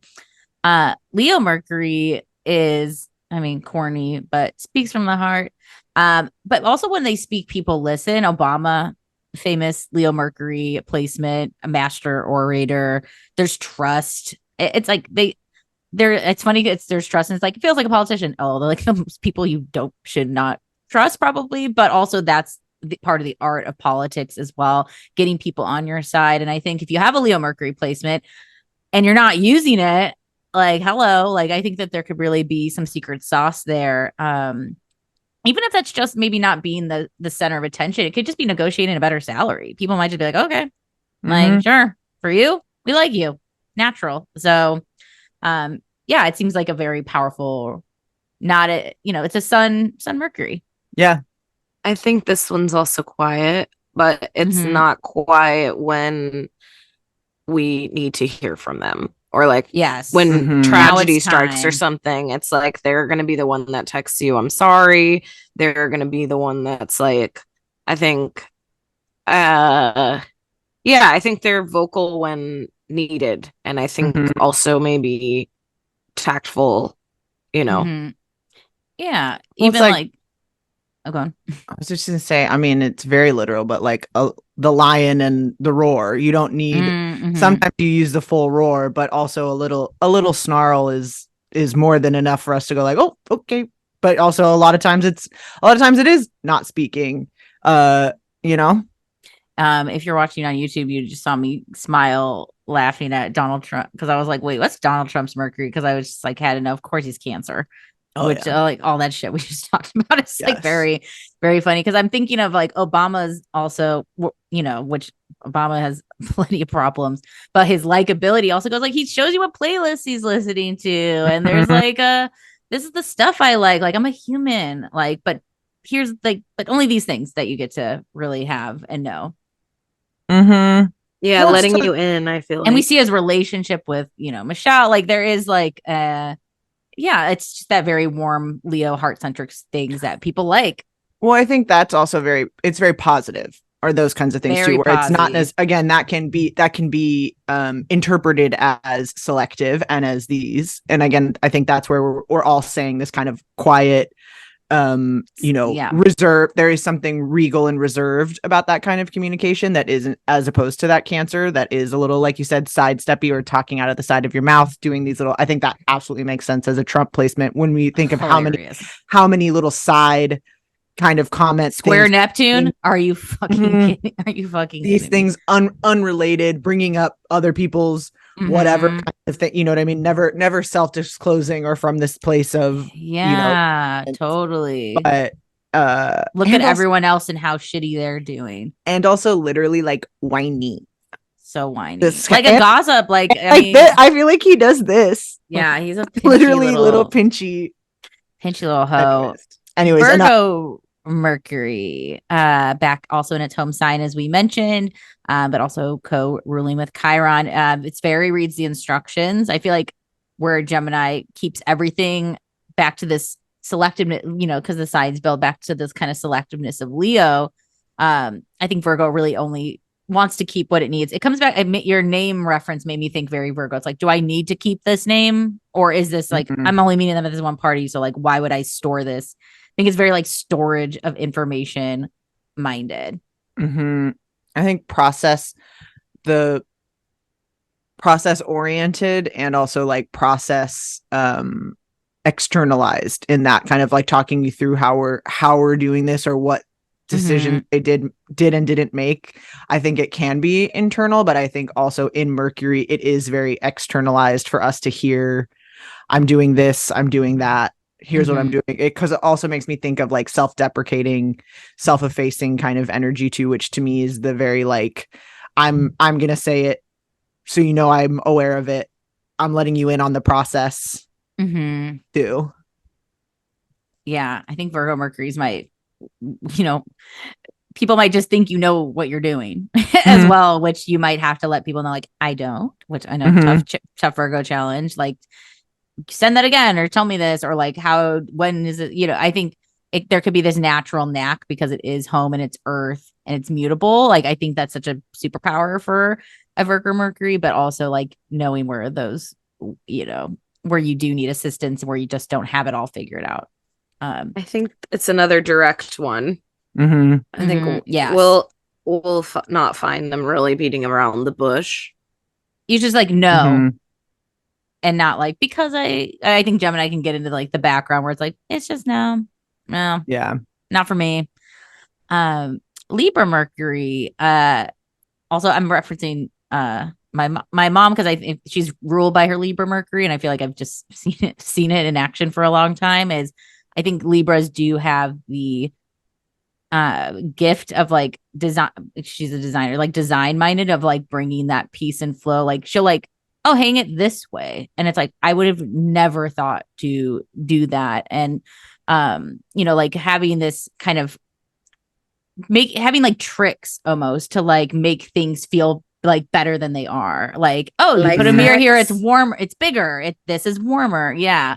There's like, I think, and this is like a very like job specific references, but I think it can be applied to a lot of other things of like, it's design minded to bring peace and flow, which is very Libra. Yeah, I think they just can see things in a different Venus bent than other people might.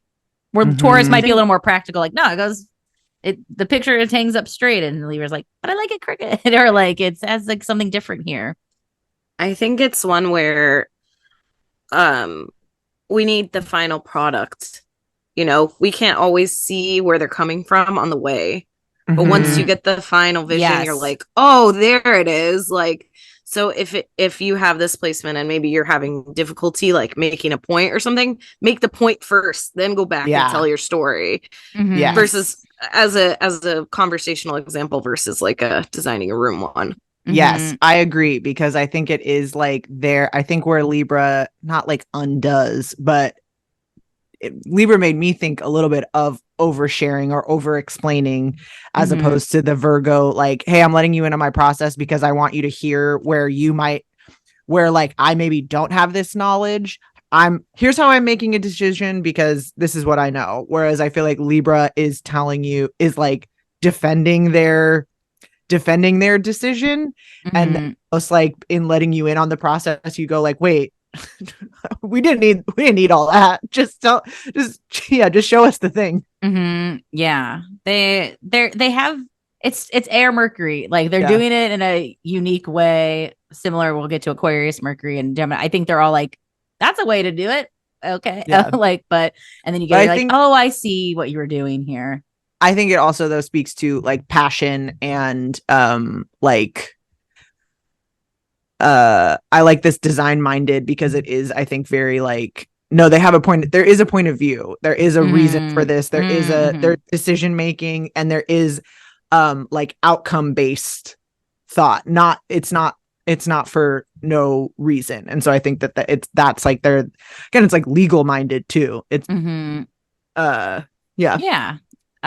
Scorpio Mercury can definitely read between the lines. There are observant sign going into like Scorpio qualities too, of like deep diving, researching.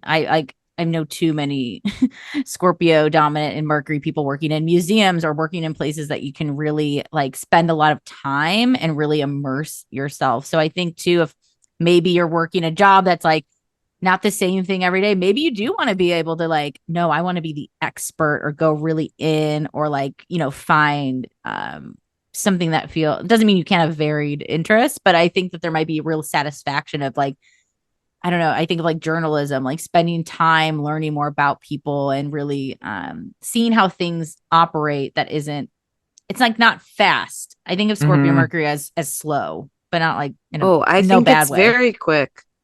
I find it extremely quick. Like Roast Battle, when they do the retort, that's like Scorpio Mercury to me, where it's like but I feel like they've had those things in them for years. I feel like it's like, oh, I've had this in the vault, and now it's time to bring it out of the vault. I think that it's what you're talking about with researching, and that I think that feels very slow moving. But I do think even if someone just like attacked them like verbally on the street, I think they would have a quick answer. I don't think that they're gonna mull it over.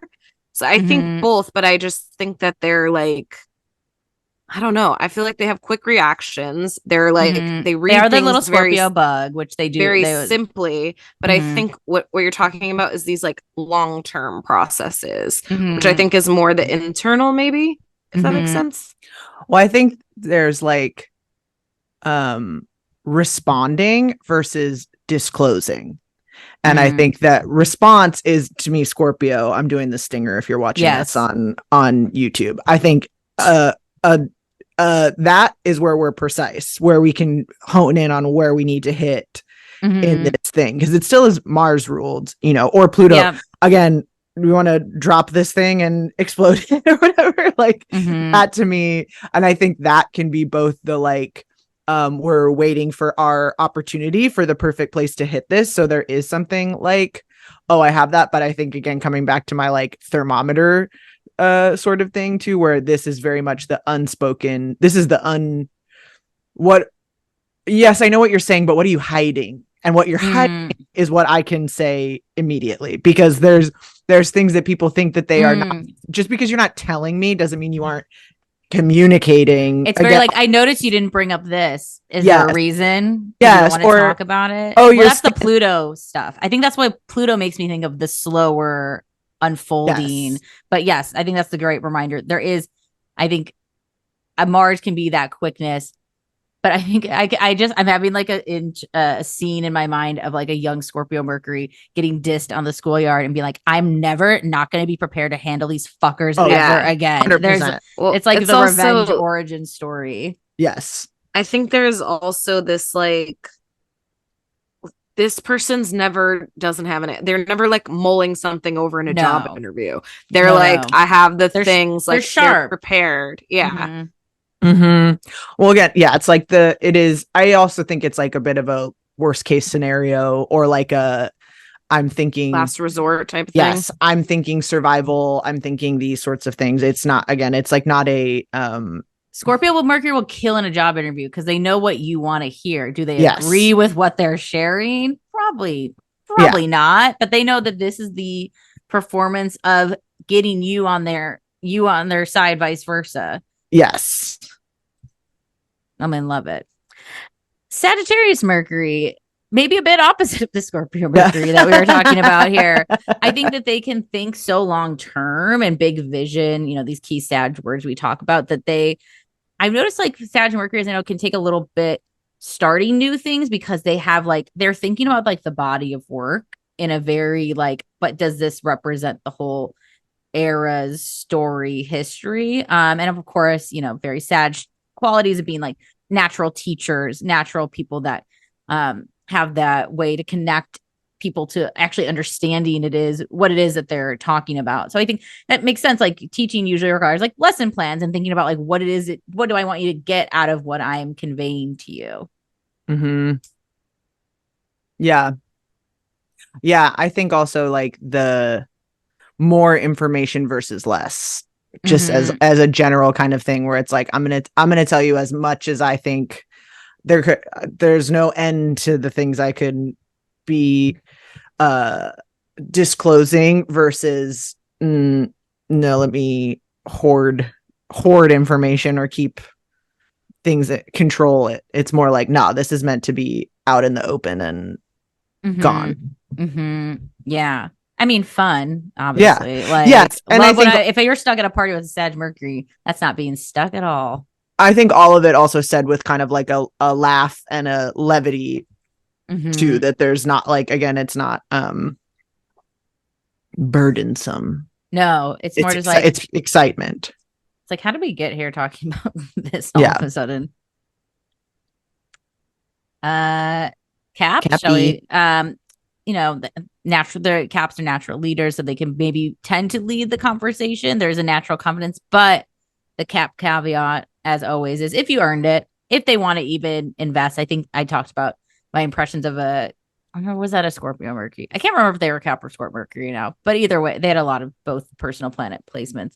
But I think it is like, is this worth the return? What is this? Like, is it worth expending the energy? And I think that's very like earth sign behavior, is like, is this worth my investment? But I think Cap can really, back to like Leo, which we talk about similarities of Cap and Leo often. I think they also could have that really like, yeah, I believe what you're saying. I trust you. And like, you have a natural confidence that maybe not other Mercury placements have the pleasure of having. I would say don't ask again. No, it's don't like repeat. Yeah, we don't want to have repeating information. We don't want to be, oh, don't make me tell you twice kind of thing. Also, like Saturn makes me think of linear. Anytime I have readings, I always tell people this in the beginning. I disclose my Mercury placement because I think it's pertinent, because I'm like, some Gemini Mercury, I'm non-linear. Like, we're not going to go Sun, Moon, Mercury, like, you know, it depends on what's transiting. And then if they're a Capricorn Mercury, I make the joke, you're a Capricorn Mercury, so I have to tell you this, because they do want sequential typically. Like that Saturn time in order is like, what do you mean we're skipping straight to Saturn or Pluto, or, you know, like give it, and I'm generalizing, but typically Cap wants order. And order means you were listening and I don't have to repeat myself about what we were just talking about. I think there's order. This makes sense. Like makes me go like, make it make sense kind of thing. But because I think Capricorn is also like, can have those same kind of like blunt, direct, very funny too. I think similar to a lot of things. I think it's like a very very effective Mercury, but I think sometimes that humor comes from when things are not making sense and kind of calling that to attention, saying, did you literally say that? Like literally saying what someone just said to them here, like actually hearing what was said, actually saying those things back, asking a reasonable question, and also then having a response to someone's like non-answer in that way. But I also think it is like, I don't want to say not fun, because it's not that either, but I think there is like it definitely does not say to me like we're within the confines of reality, not so much the like we're making things up or whatever. It's not speculative in that way that like say coming from a Sag Mercury is I think we're really off, we're going real far, we're making assumptions, we're, you know, tangentially attaching things. That to me is not the Cap Mercury. It's like, no, we're very bound by the laws of gravity here. Totally. Some other celebs too, that just because Obama was mentioned, is Michelle Obama's Mercury placement. So back into that sort of power couple vibe, and Stephen Hawking. So in that very back to the Cap numbers and math and space and time, feels quite appropriate. Aquarius Mercury, think Aquarius is very skilled, and I think Mercury will amplify this in making people think of something in a new way. It could be that, I think Lisa made a reference earlier, and I know actually it was in our Patreon we recorded earlier, but I remember thinking, oh, I got to bring this up in Mercury, because you mentioned bringing that friend that brings up a third obscure option, and I'm just thinking of your Aquarius Mars, even though it's not your Mercury, but it's still a very prominent planet for you. It's like you know, like breakfast or lunch is like dinner. You know, like Aquarius has it like, oh right, like something I didn't think of that. I'm using a pretty simple reference, but you get it. And I mean, Aquarians are really influential. You know, they're community minded, they can get people on board. So I think any Mercury placement, of course, could be a politician or person of power, but I think now influence and far reach, like I think Steve Jobs had this placement as well. It's like, oh, I'm just really thinking about the future in a way that maybe not everyone's having access to. I think that this Mercury placement feels misunderstood, and I think that it can, as we're talking about like will and influence and all of those things, I think feeling that way can really influence the way that you communicate. And so I think sometimes it may come off as hurried or desperate, or like it has more weight on it or something, because there is an attachment to it. Like not desperate, but like, I need you to understand this kind of thing. And so it might be quicker, or it might be a little bit unusual, or there's a quality that you can't put your finger on. I think that they really want what they're saying to hit you right and come at you right. And sometimes that makes it more difficult to communicate. So I think that if you have struggled with communicating and you have this placement, like, you know, maybe it's like take time, slow down, list your points, and then, you know, again, maybe like put your main point first and then get into your why and all of that kind of stuff. Yeah. The phrase that came to mind to me is like data driven. And I think where Capricorn is very like, this makes sense. This is like reasonable communication. Aquarius Mercury to me feels like logical communication. And to me, it's also that like excitement of, oh no, they like, no, there is an answer and I found the information. I looked it up. It's this. And being as excited to tell you like, oh, do you know why that goes that way? It's because this X, Y, and Z. And most people, not most people, but many people, I think, have these different thought processes. Whereas Aquarius is like, no, I found like the answer, and the answer is enough for me. I don't need the emotional like kinds of things. But I think speaking to your point of that being kind of misunderstood, I think the data is not enough for a lot of people. Also, people don't want to hear it at all. So it's like there's people who are sitting there going, well, I know this, and that. And you're like, okay, but I'm not listening. And then it makes you more desperate to communicate your idea and your point. Yeah. Because it also is there is something about it that is irrefutable at the same time, where it goes like, but no, like that's actually not how it works. That's a great story that you're telling me about this, but that's literally not how this process works. So there comes those impasses, but I think it's also what makes them so passionate about something, because you can get behind something that is kind of irrefutable. And also like, it makes me think the same thing of like a punk ethos or something like that, where it's like, once you find out information, you can't unknow that thing. And that then forms your whole world. Like, how is that not enough? But for a lot of people, it's not enough. And so I think there is that disconnect, but smart, encyclopedic. And I think like referential too, in that way, where it's like, they'll have a specific thing. I'm like, I do not want to go as a speculator, as a passionate communicator, not a literal one like that. It's like, I would never, question or be like, no, you're gonna bring up the like, it's like the Wikipedia hyperlinked Mercury. Yeah, I think there is like some similarities of Scorpio and Aquarius, but I think you're right, there's more like a little bit of more of the feeling, emotion, watery stuff of Scorpio. Yes. And I think, but Aquarius, as we've talked about in the past, can be very hellbent on their ideas, and of course they're going to come with all the facts and figures back. So I think a toe-to-toe of Aquarius Mercury on Aquarius Mercury would be frightening, but also like, I think they're up for the challenges as well, with that Saturn. I think they could be really excellent teachers too, because they really want you to know how we got there and all of that stuff. So it, you know, if we are in a setting that allows for you to go through like Julia said, data and stuff, then it's like a dead on win.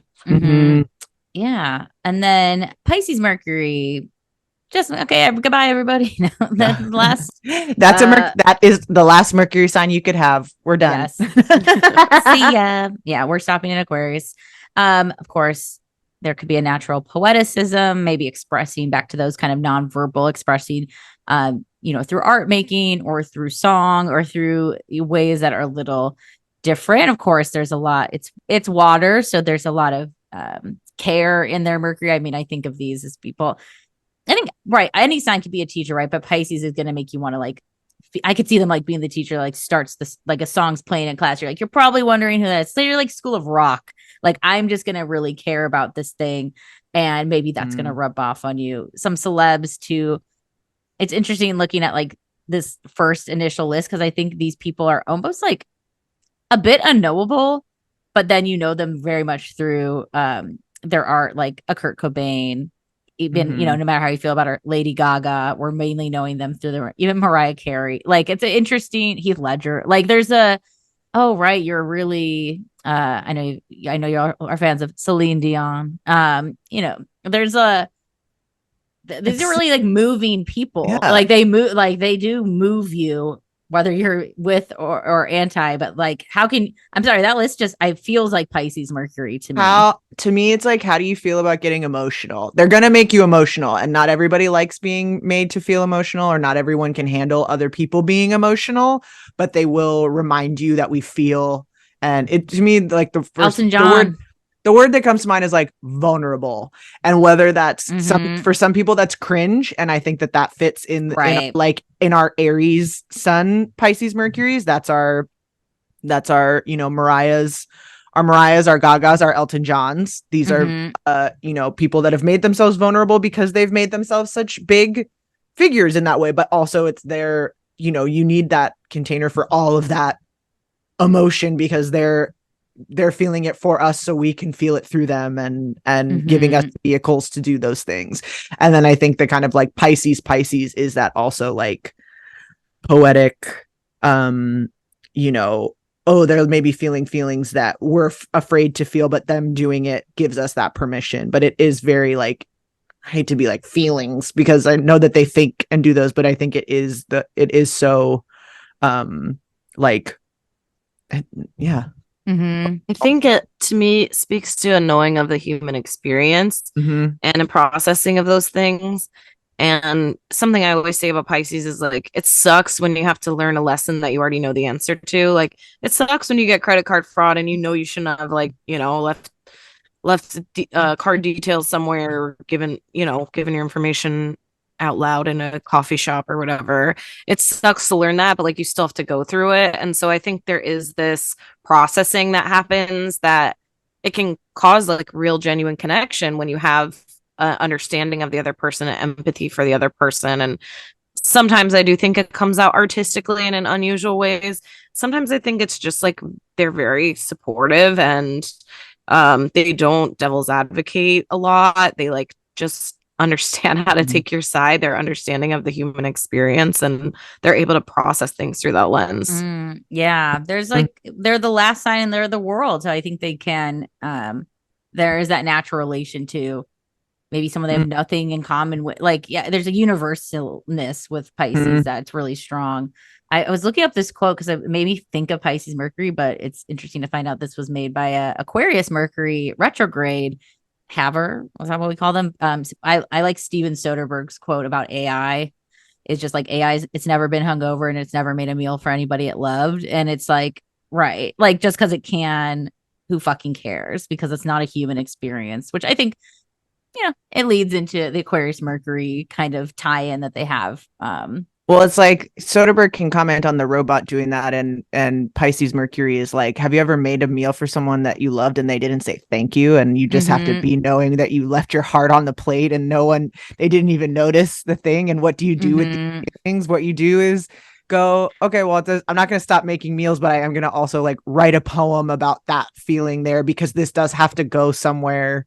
And someone else, like, I can't, like you said, Lisa, like, you have to know the answer, which is like, life is also pain as much as it's beautiful, and it's this, but we also need to do things. And not to say that that's all the Pisces Mercury experience, but I think it's that like, this still needs to be, all of it needs to be communicated, the joy and the heartache and the things. And again, all of these people are examples, are people who have been able to communicate all of that stuff to us, or through us, or for us, and maybe not to like literally, but in a way where we go like, oh yes, that thing. Well, it's also, like, I think there's comfort in silence, and like sometimes like you want someone to speak and sometimes you don't. And like, I think that can be really tough if you're communicating with someone and they're trying to silently support you. That could be a barrier, if you really need someone to speak out for you. And so I think Pisces is very comfortable being silent support, and if you need them to come out of that a little bit, I think all you have to do is ask them. It's very Tumblr mood board. Just how to say it. So I think too, if you're trying to create that vision for yourself for Pisces, they might, I think, literally visualize, very visual based. Mantra. Hit us with the app. We affirm us out. All right, here's some after. Let me see if I can enact my Taurus Mercury. I think clearly. I analyze correctly, and my observations provide insight. I speak kindly to myself and others. I am brilliant, and my intelligence shines through my voice. I am versatile, and my mind supports me in my versatility. I tap into universal zeitgeist. I tap into facts in order to access truth. Hell yeah. Amen. And that's it. Cool. Hell yeah. Mercury. And so it is. I'm like Wow. kind of into Mercury right now. Yeah. Hell yeah. I'm so into Mercury right now. Loving it.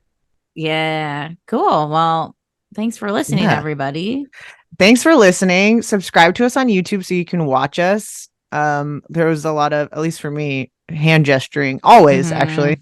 But yeah, watch us on YouTube, subscribe, like, comment, share, all of the things. Please write a review. Yeah, I guess you can do that on Spotify as well, which Spotify. I didn't realize. But if you write them on Spotify, write them on Apple, iTunes, whatever we're calling it. Yeah, if you prefer just an audio version, make sure you subscribe to us there so you can get us always weekly in your inbox. It also helps other people find us, etc., etc. If you want more of us, join us on Patreon. Yes. And thank for you. bonus episodes and more. Yeah. And our Discord, where we're about to ask a lot of speaking questions and chat with our community members, because yeah, episodes brings up talking points and we talk about our charts. It's a great space. Speaking of Mercury stuff, the Discord, the chat. Yes. If you don't know, Discord is a chat. Basically, it's a chat room app. Gamers love it, but we're on there talking astro. So come through. Yeah, join us there. But if you're just listening, we appreciate it. Thank you so much for joining us today and whenever you do. And we will see you next week. Bye. Bye. Bye.